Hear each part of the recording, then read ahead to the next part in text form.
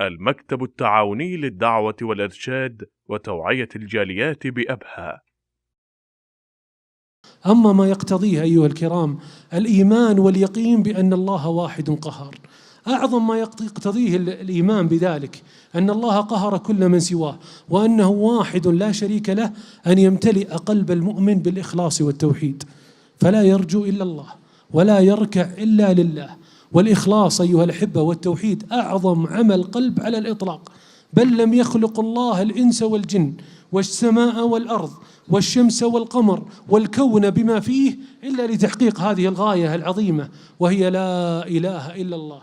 وما ارتفع شيء من الأرض إلى السماء أعظم من الإخلاص، ولا نزل شيء من السماء إلى الأرض أعظم من التوفيق، وبقدر هذا يكون هذا، كما قال بعض أهل العلم: ومن تدبر القرآن بعيني قلبه رأى دلالة الاسمين معا على التوحيد والإخلاص. دعاة للهدى دنيا ودينا على منهاج خير المرسلين، وبالحسنى نشق سبيل رشد إلى جنات رب العالمين.